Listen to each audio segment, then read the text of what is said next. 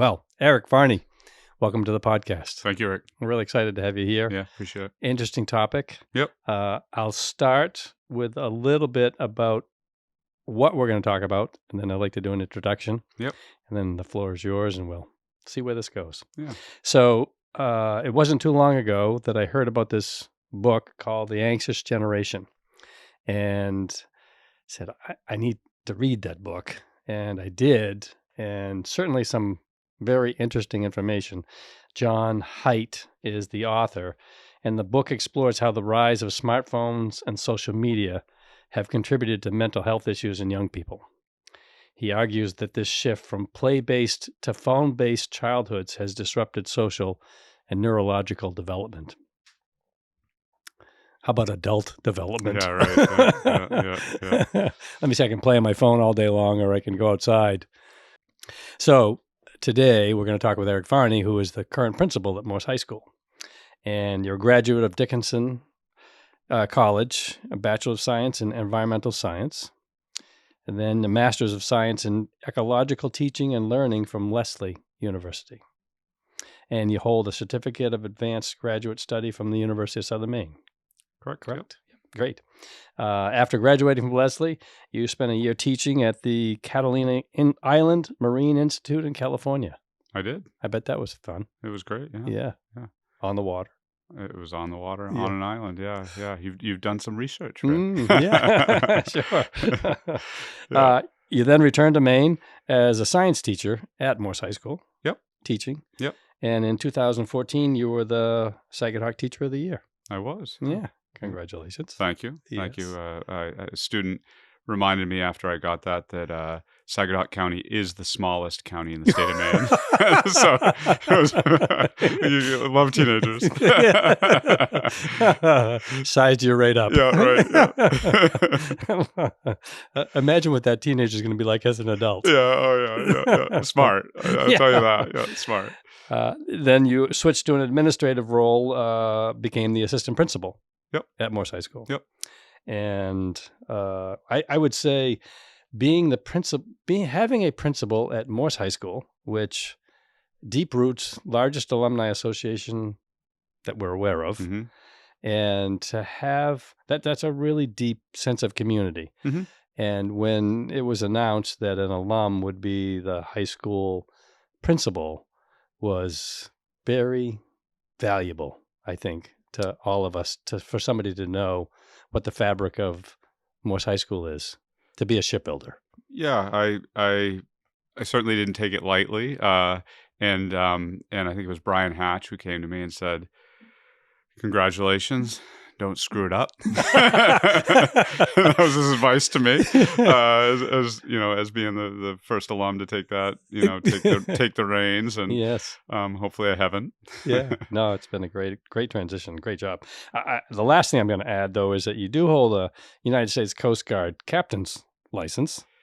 Well, I did. It's past tense right now. I had to put it on hold. I something has to give in life, and Yes. and I didn't see myself doing that again soon.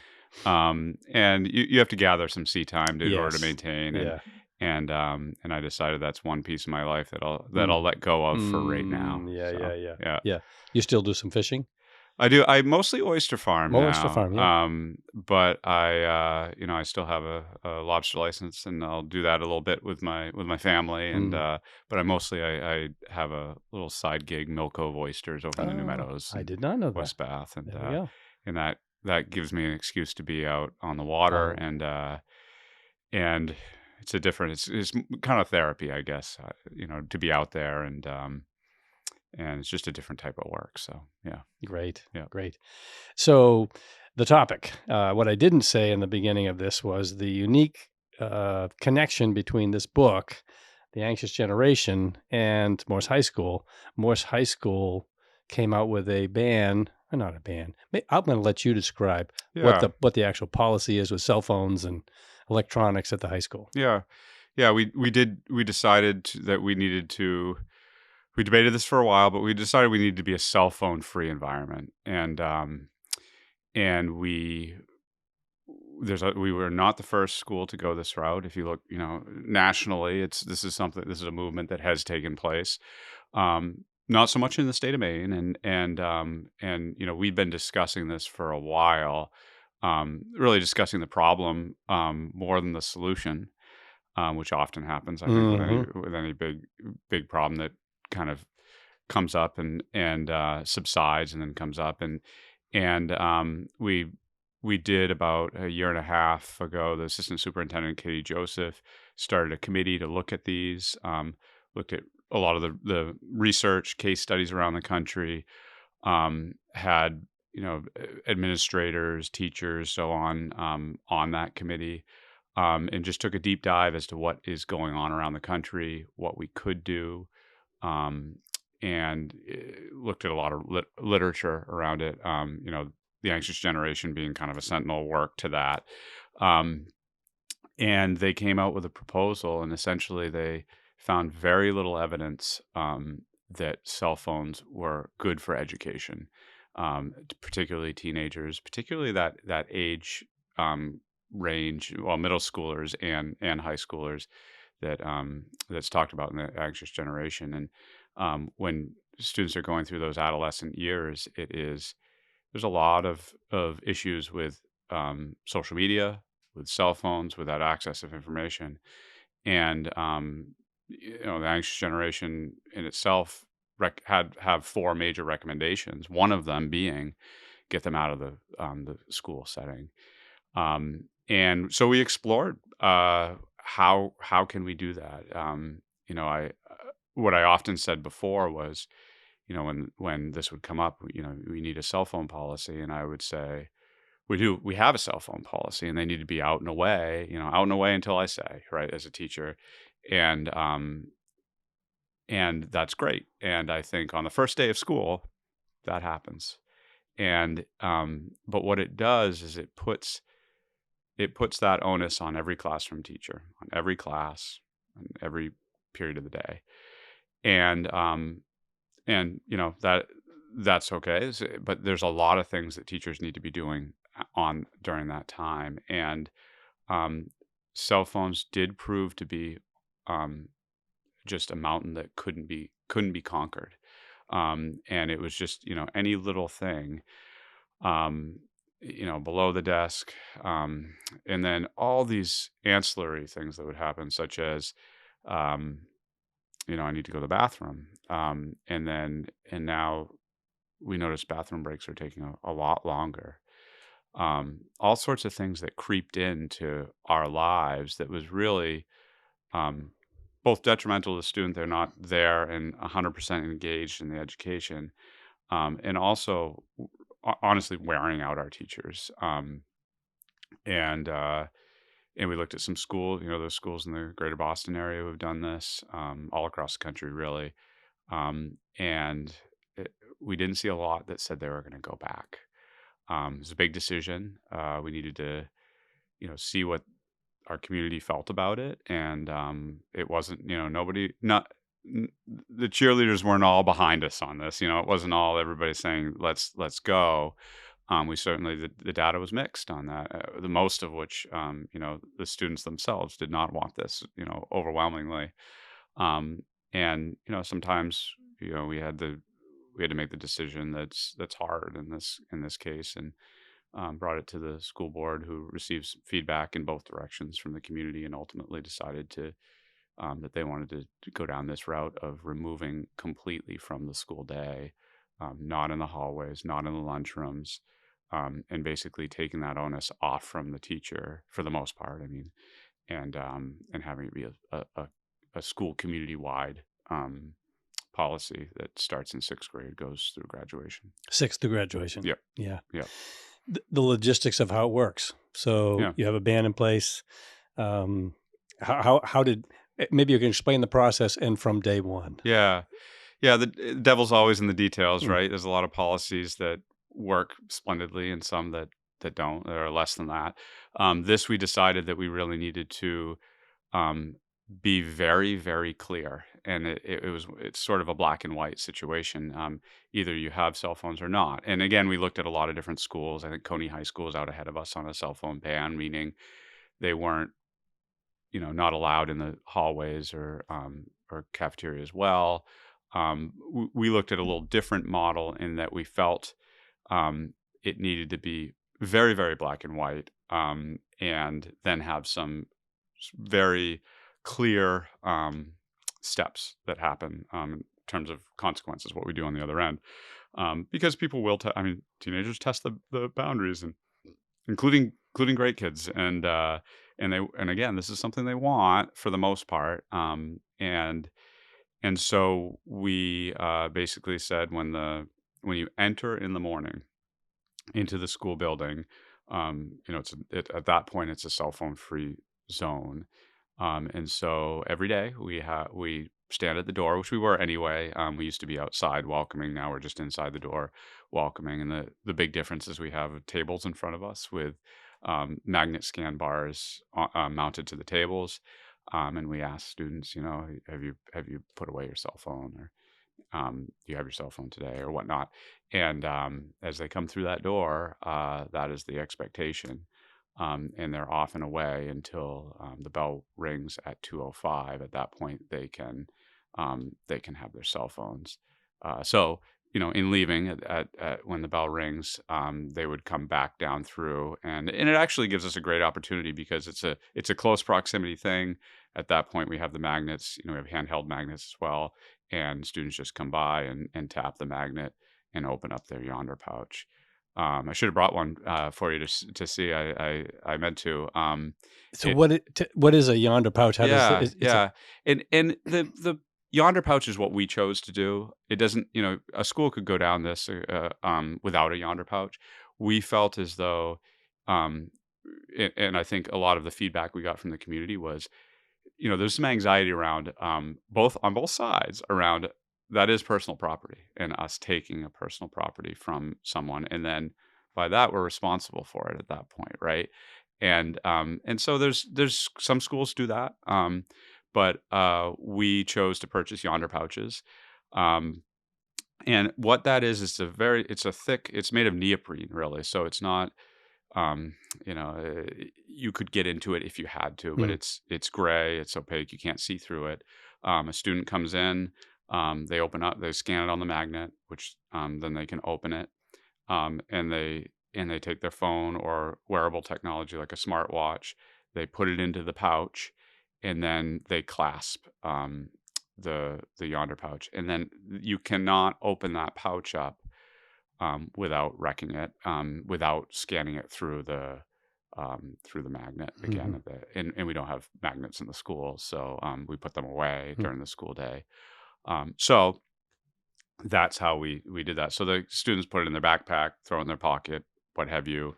And that's the majority of students choose that route. We issued every student a Yonder pouch.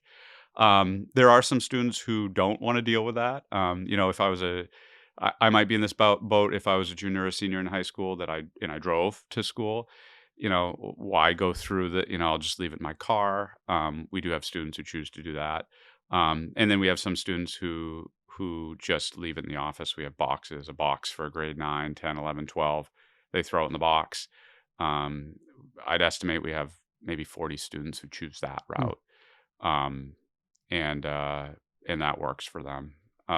But at the end of the day, what we wanted was cell phones to not be a presence in the school, and not be, and research, including in anxious generations, even even if a student was in class and their cell phone was on their desk and they never looked at it, there's a lot of research around this. It still affects their learning. Just the wonder, and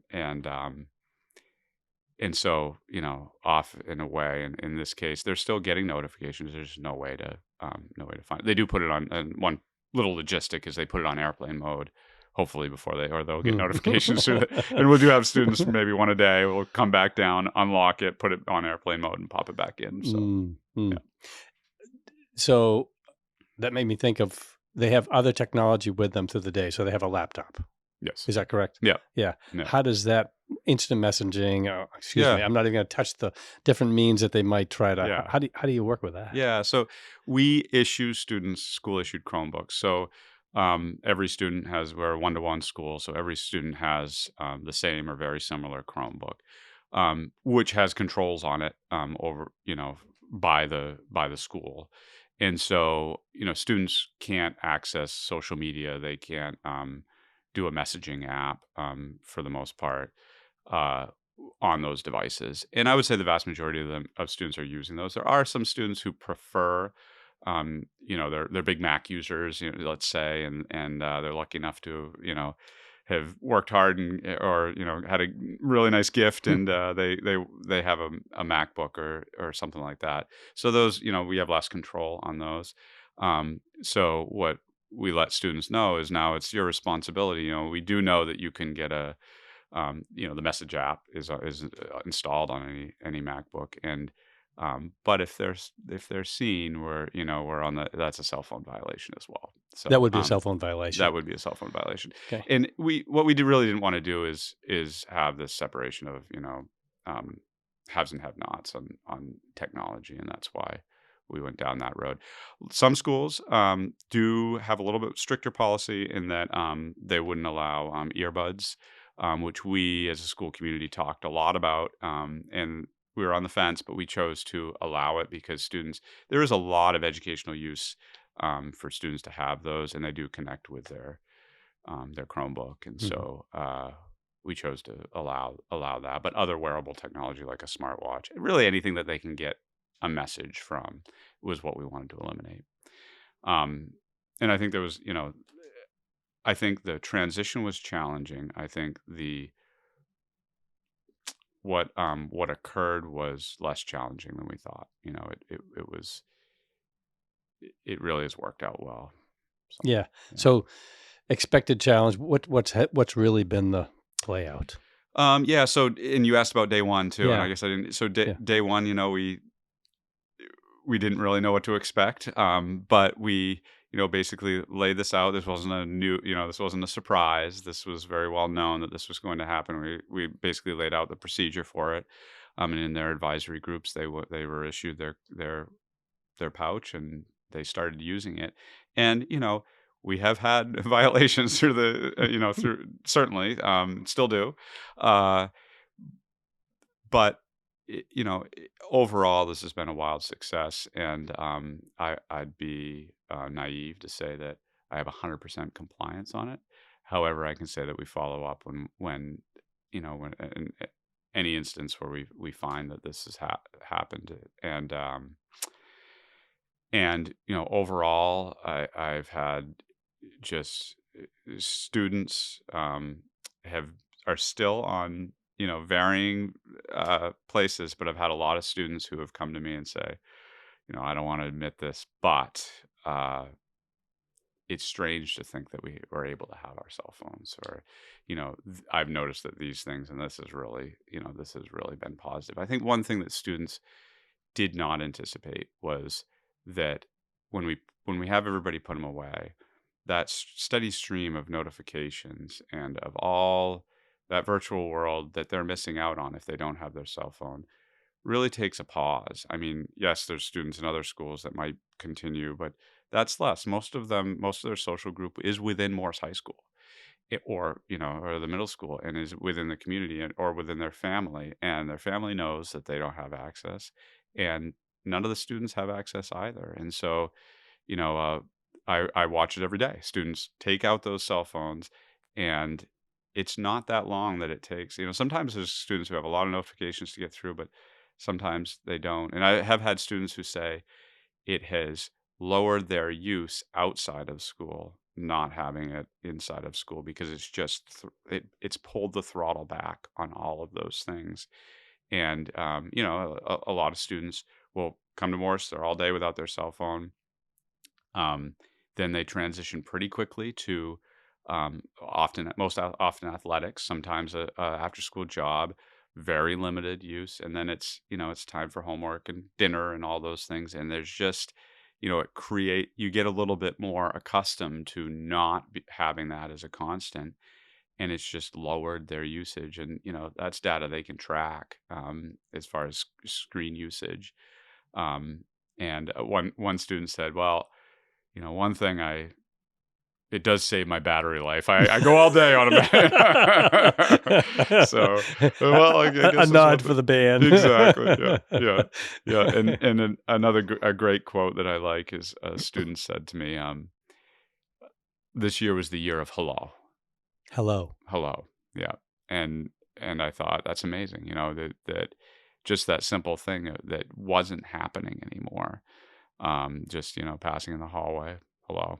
Um, and those are the things that I had noticed. And as you said, I've been in education 21 years, and it has changed things. And one thing I had noticed was that face-to-face interaction, and students becoming less comfortable with that. And and granted, I'm the principal, so they might be less comfortable with that. But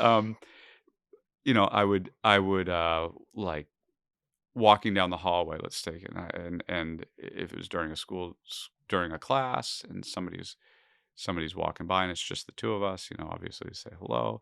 And I noticed a trend with teenagers, and not to fault them, but where oftentimes they would pull their phone out if they could, a long hallway, seeing us, and start the scroll. And sometimes I kind of peek back and see what they're, and they weren't on anything. They were just on the home screen, and it was just a way to not have that odd, awkward, high that could be turned into something really great, or whatnot. And that was Hmm. concerning. Avoidance. Yeah, Yeah. yeah, and I mean, a lot of the literature talks about that too. Just the rewiring. I think they're about that, and just those little things that it's not critical, but if you culminate it up, it sometimes will equal something big, like your ability to interact with an adult or someone who you don't have an immediate connection to. They're not on your sports team. They're not sitting next to you in class. They're not in your friends group, but you just have that. Hmm. Um, you have that skill to be able to, talk with them, and so I think that's helped a bit. Teachers, I mean, yeah, I know you've expressed some of this, but a little more maybe about what the teachers are experiencing. Yeah. And we're in March now, so it's been 9 months. Hmm. Well, how many months has it been? Not nine, but Close. Yeah. yeah, close Yeah. to. It's been a time now. Yeah. How is that? What's happening? Um. So I mean, teachers are. I have not had a teacher come to me and say anything but positive things about the policy. I mean, I had I've had a, as I said, I've been in it 20 years, is a good span, but a colleague teacher who has been in education about 35 years, and we've had a steady flow of folks from other schools, other districts, uh, coming and just observing at Morse to see how, considering this. And oftentimes what we'll do is we'll watch the morning routine, whatnot, and then we'll have them sit down with a group of students, staff members, admin, what have you. And it was in one of these groups that I was sitting in on, and the teacher said that this teacher said, in 35 years of education, there's not been a single thing that has changed for the good in a single school year that he had ever seen. Um, and that's a bold statement, and that's not just at Morse. He's been at a few different schools, and so that's a pretty bold thing. I've had uh, probably similarly a teacher of 20 some odd years say that they didn't realize the effect on having having the battle until it was taken out of their hands. And they said they were having some positive physical health improvements. They were sleeping better. Their work, they felt like their work life balance was more in check, because um, they had more energy at the end of the day, and could grade those papers and do that planning right there, and could go home and not bring so much work home. um, and the other piece maybe smaller, but it's directly to student learning, is um, we asked for some sort of anecdotal things, and one teacher, who was an English teacher, said, um, "I give little assignments. We call them bell ringers. Give an assignment as a reaction to this, or a simple question that free write, and then little group, and then they share out. Very simple thing, and he put it out, and it allows you to do attendance, allows you to get class going, and then you're ready to go. Hand that out, and in the years past, it would be 2 minutes. He'd look up, everybody was done, and they were scrolling on their phones waiting for him. And he said the first week he was just blown away. It was 10 minutes, and everybody was still writing. And there wasn't a huge grade attached to this assignment. And he said, I think they're learning. It was just bringing this, like, well, I don't, I, what, why would I rush through or start going? And I, and whether that's sustained straight through, I haven't heard otherwise, but, yeah. That's So great there's some news. anecdotal things. Yeah. Some things that we never even thought were, kind of ancillary things. If a student, started to become ill or what have you, um, was becoming upset, some maybe with either emotional health or physical health, very often they would text their family, parent, guardian, what have you, and we get a call in the office, and they'd say, can you dismiss Rick from class? And that has slowed much, and then our amount of students coming to the office, and whether that be student services office, which we used to call guidance, with the issue that they were struggling with, so then it can, somebody can help them there, and who has the power to help them. Whereas oftentimes they're heading home to mom and dad, and they're great ears, but they're not necessarily could help them with something that might be a school issue or a peer issue, which we can address. Uh, and even more so would be, on the health side of things. We have students show up to the health center. While I'm feeling ill, they can do some vitals. It might be one of the 2 days a week that our nurse practitioner is in, and they'd call up and say, not feeling well, do you want us to run a strep test, COVID test, what have you. And they could, potentially leave with a diagnosis and a prescription if necessary. And that is a huge gain versus going to the walk-in clinic, or going home and just not feeling well and not knowing, and 2 days had passed before you go to the clinic. And so, that has been something that we didn't even think about. And the increase, I can't come off with a statistic of how much, that is off the top of my head, of increase, but it was drastic. Our nurse said, "I'm really busy now," so that's been great. Mm, Yeah. hmm, interesting.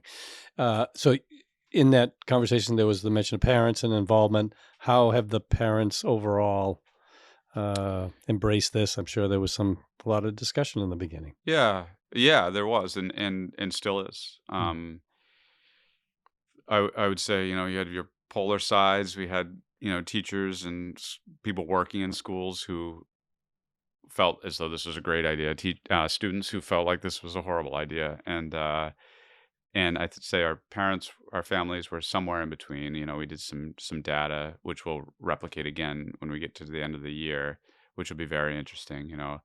Um, who were very against it. Some parents who said, "Oh my God, I've been waiting for this forever," and thank you. But we had some vocal folks who really had some strong opposition towards it. I'd say that overall, a lot of it fell in the category of, I'd say the number one category would probably be safety. We've we're in a culture where we can get a hold of everybody mm, really easily, and we're severing that tie for a good 5 hours a day with the most precious thing in your life, your child, right? And that doesn't feel great. And you add in the, school safety issues, and, you know, the desire to want to be able to connect with them, and in case something would happen. We did, and we had consulted with, Sheriff Joel Mary and, Police Chief Booth to talk to them about theirs, and they wrote letters of support. And there is, a lot of research around school safety issues, and we actually, if something, heaven forbid, were to happen, we don't want an extra 650 cell phones, clogging the airwaves, and it's safer to limit that. And the other thing is, and that was one of our decisions. And we're not going to take the cell phones, and if there were an emergent, heaven forbid, anything like that,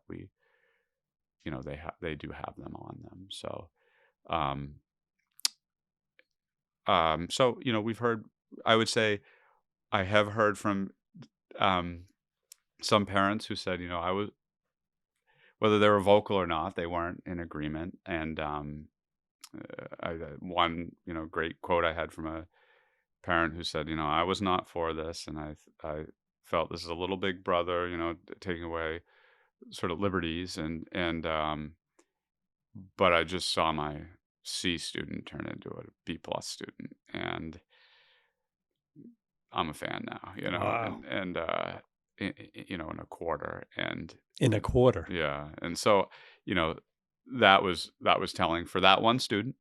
It's not true of 100% of the students, and I did try to run some data on that at the end of our first term, because I thought, okay, we've had one semester where I have some hard data, and it's a little bit all over the place. Nothing that I could come and claim victory on grades, on increasing. I increased 2/10 of a GPA point over. Nothing like that. I think it's going to take some more time for that. We do have one class that's always it's anecdotal. It's nothing that I could say is statistic, but we have one class that's always a struggle, which is um, English 12. Right? Everybody's got to be. We always, the English teachers in their 12th grade year, they say, "I have the tickets to that diploma. You have to have 4 years of English, and you've made it this far, and we're statistically we're doing all right there. But again, this is a different group of, every year it's a different group of kids in English 12, so I can't claim victory there. However, behaviorally, we are seeing some positive data there. We have seen a stark reduction in suspensions over the semester, less than half. So could be a blip on the radar. We'll continue to follow it. I think that some things that rise to the level of a school suspension sometimes involve a phone as just a piece of it, Mm.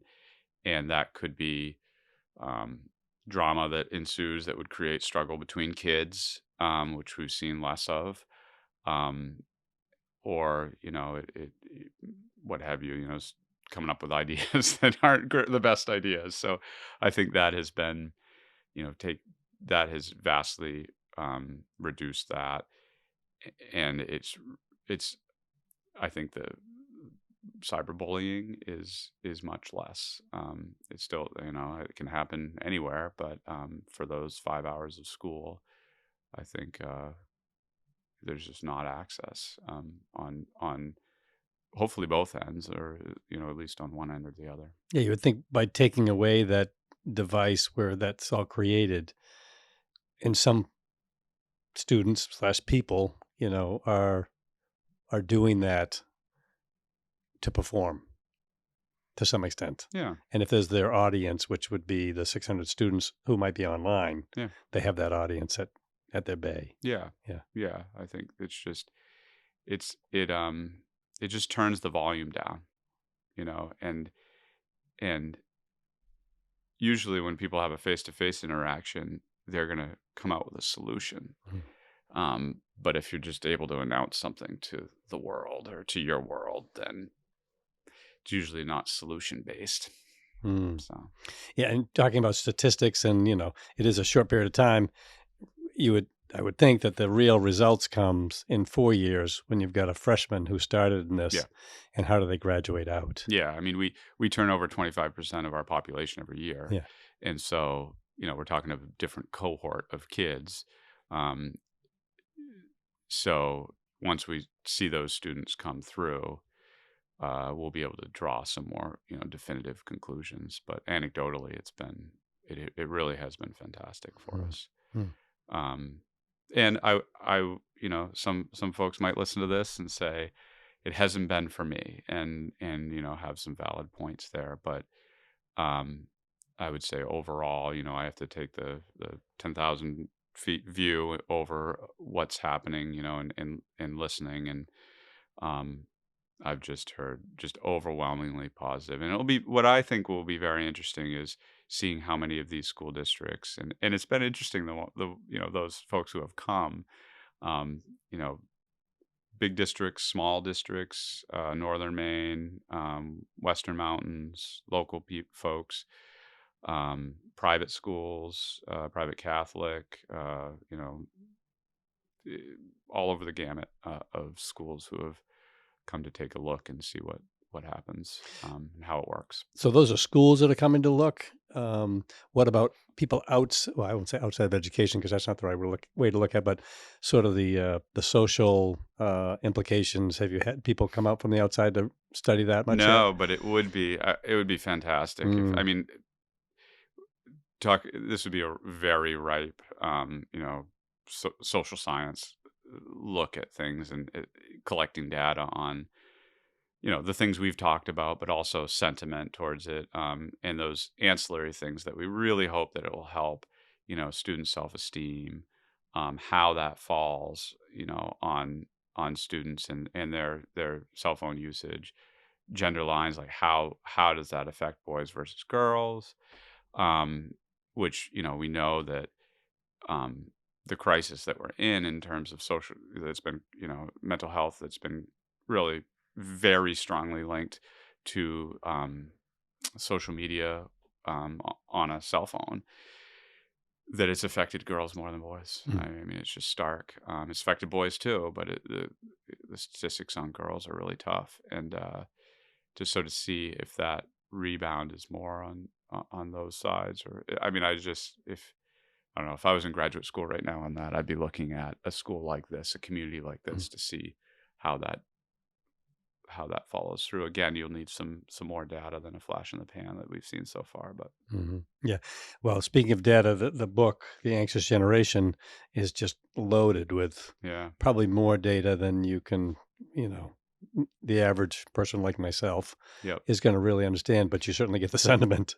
Yeah, you get the sentiment and you get the timing, and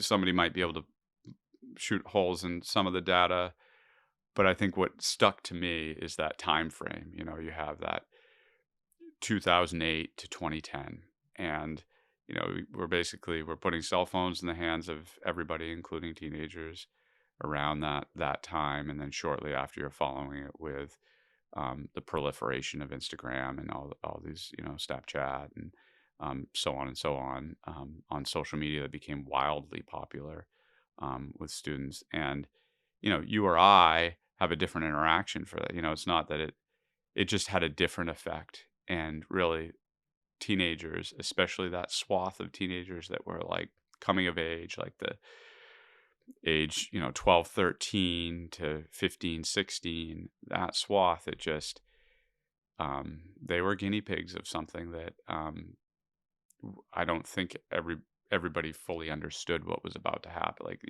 the world was changing in terms of the social, what it meant to grow up. And, you or I, having grown up in a world without those, I used to say when I was teaching, I used to say to the kids, God, I wouldn't want to, before social media became as prevalent, I'd say, so you can take a video with that thing, and it has audio, and then you could send it to some. God, I wouldn't want to, be a teenager and make a mistake and have somebody else be able to see it. And then you put on, social media, and they're building a foundation of a digital footprint, and it could get out of control before they know. And as a teenager, it's a time of making mistakes, and nobody's perfect in those years, and it's not fair that that could follow into adult life. And and I felt that way then, and now even more so,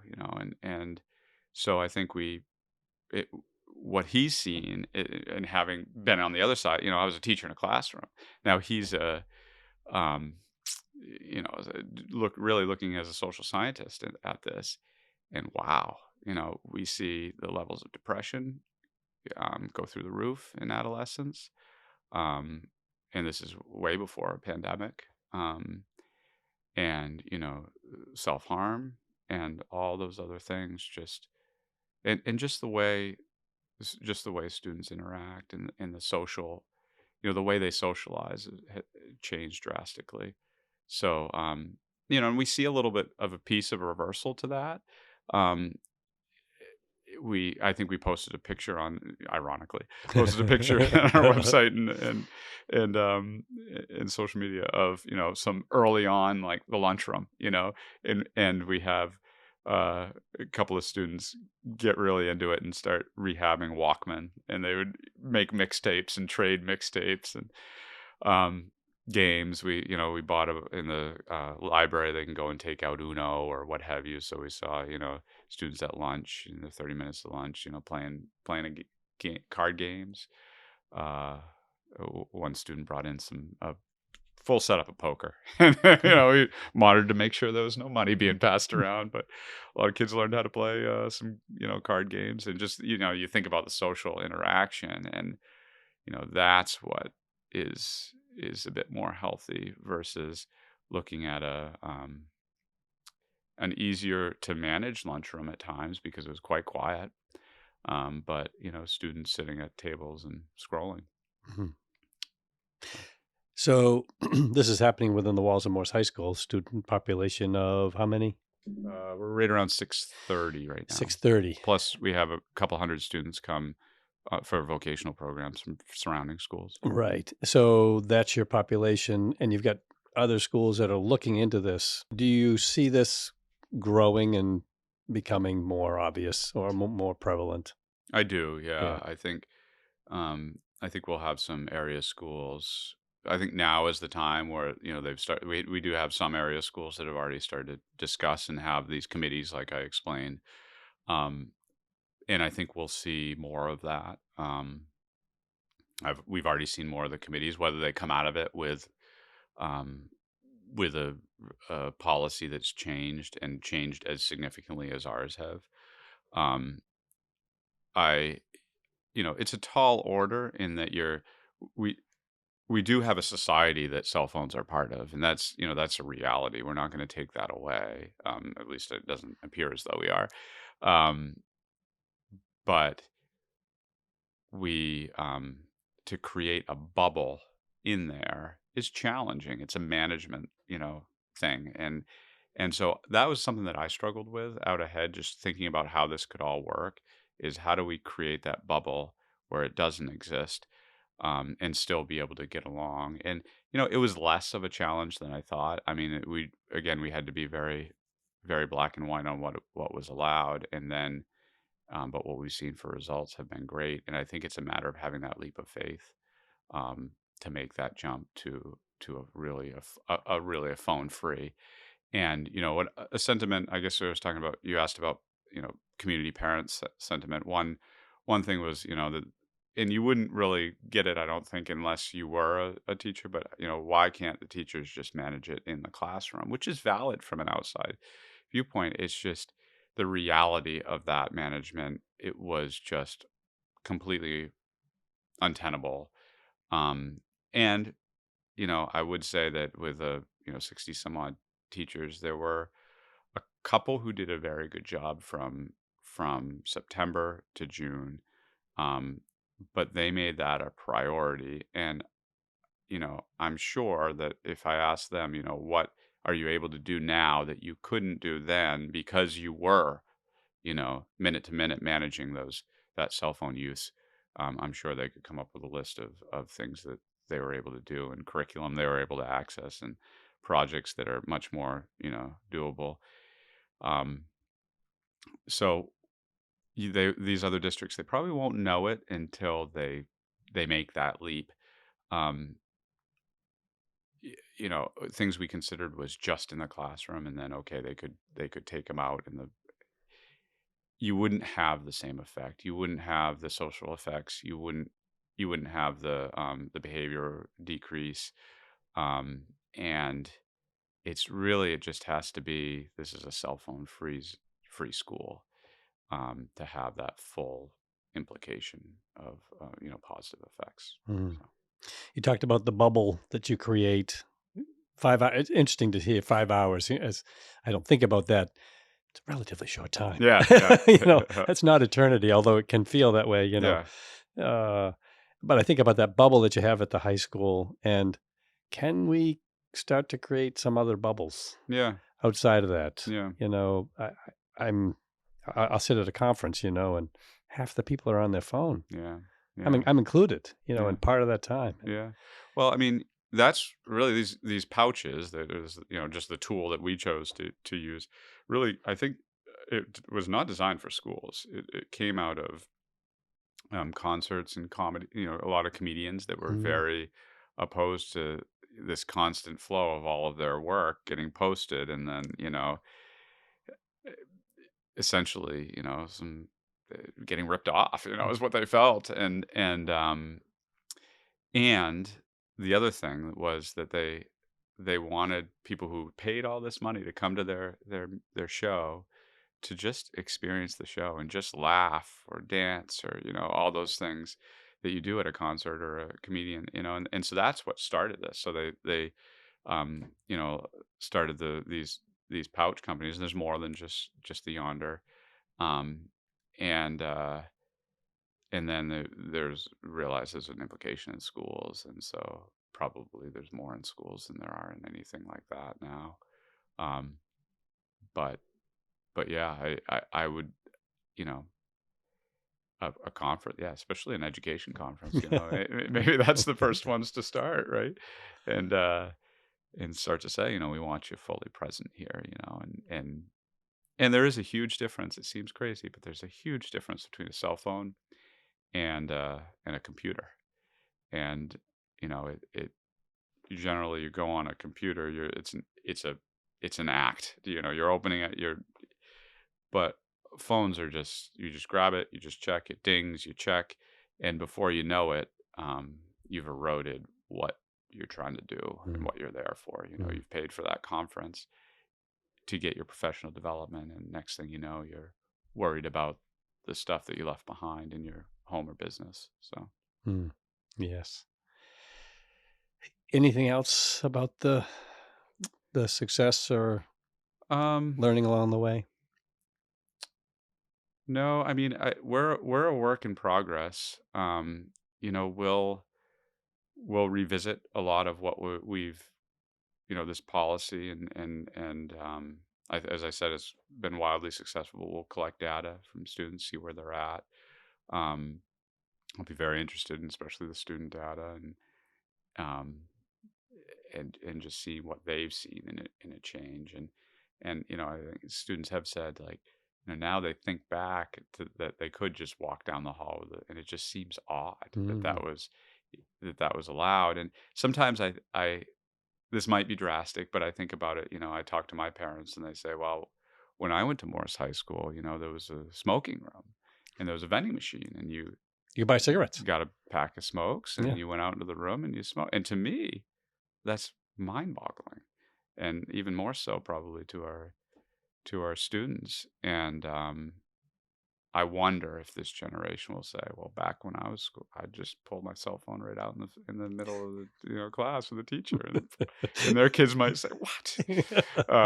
But Wouldn't that be a great maybe that's extreme. I don't know. evolution? Yeah, Yeah. Oh, yeah, I like that extreme evolution. yeah, Yeah. Yeah. Hmm. Well, fabulous. Well, Eric, I can't thank you enough yeah. Of course. Thank for you, Rick. sharing this with our audience. I think it's comforting. It's encouraging. I like I say, what I'd love to see is the bubbles just continue to Yeah, expand out. Uh, they're an addictive device. They are. There's Yeah. no doubt. Yep. Yeah. And you talk about the kids as a generation, what they've had, but every generation that has been introduced to these, they were just planted in our hands, Hmm. and we either misused or were misled, and then we now have to deal with the consequences. Yeah. Yeah. The risk was there. We really didn't just fully understand the risk, especially with that critical age group, and just we interact with with the devices different than a teenager, that 13 to 16. And Mm, yeah, and it yeah, was, we have to relook at that and try to right the wrong. great. So if somebody wanted to learn more about your Yeah. particular policy, Hmm. how it's affected the kids and beyond, how would they Yeah, reach out? absolutely. They could reach right out to, go to the Morse High School website, and reach out to me, or the RSU1 website, and reach out to our assistant superintendent Katie Joseph, who again was the the driving organizer behind this shift. And we've invited school groups in. We have we all of our we're an open book in terms of what our policies are. We can give the research that we did, in in Google Docs. We can share all that out, um, and data that we've collected and so on. We've shared it, and we've looked at where that's been shared around and all over the country. We had Mm, a share request from a school, and we looked up the schools like Ohio or something. So we're open to it.